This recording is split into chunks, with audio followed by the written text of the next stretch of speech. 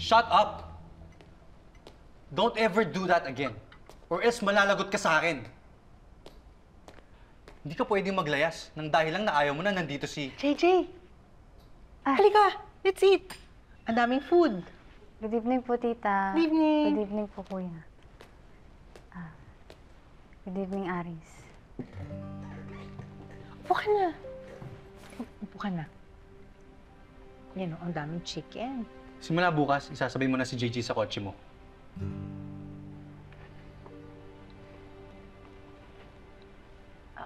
Kuya, parang mas gusto ko pong maglakad. No. Sasabay ka na kay Aris.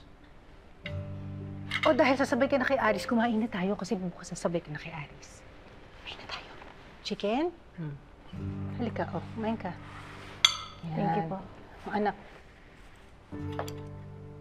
Yan, ang sarap-sarap ng food. You want rice? No, ma, sorry. Thanks.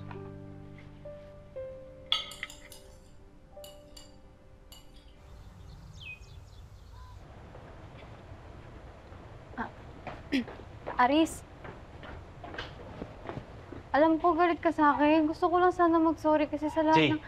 your sorry won't change anything. Alam ko naman yun. Gusto ko kasi mag-sorry. Sumakay ka na lang. Sakay!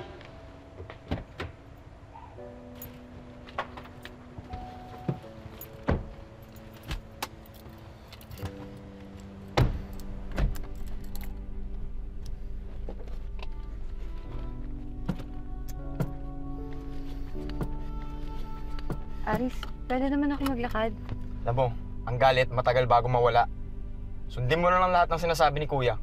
Baka magbago pa yun. Baka sakaling magbago.